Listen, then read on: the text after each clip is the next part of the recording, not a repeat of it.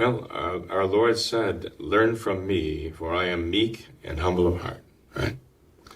And as St. Augustine says, I think St. Jerome too, our Lord does not say, "Learn from me because I created the heavens and the earths.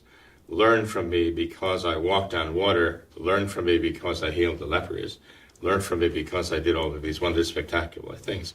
As though the religious life was to be found in doing works of power. Some people actually think that the sum and substance or the apotheosis of the spiritual life is speaking in tongues, as though that's the key, right? Or prophecy or healing. But our Lord said at the end of the Sermon on the Mount, in St. Matthew chapter 7, that in the end, there'll be those who will be condemned if they'll protest. They'll protest that, "But Lord, didn't we heal the sick in your name? Didn't we speak in tongues? Didn't we prophesy in your name?" And our Lord said there in St. Matthew chapter 7 that his response to them will be, "I assure you, I never knew you."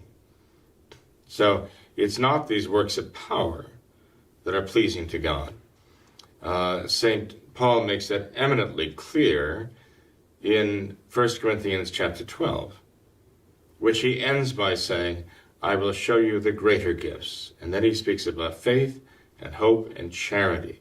And these are the things that we need to save our souls. So if you look into the Sacred Heart of our Lord and you realize that he says, "Look, learn from me." Why? Because I am meek and humble of heart.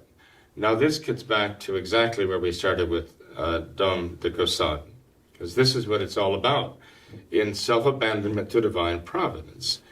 The meekness of the soul before the will of God and the acceptance of the will of God in prosperity and adversity, right? There you have the very essence of meekness and the acceptance of the soul and trust of the soul before God.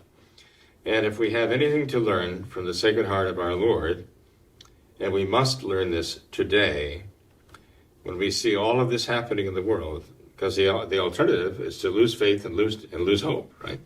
Is to learn that trust in God as a child trustfully has his hand in his Father's hand and follows him through everything, right?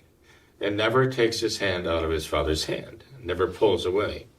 That's what we have to learn from our Lord. We have to learn the words of the Sacred Heart of our Lord when in the Garden of Gethsemane, he does say, "Father, if it is possible, let this chalice pass from me."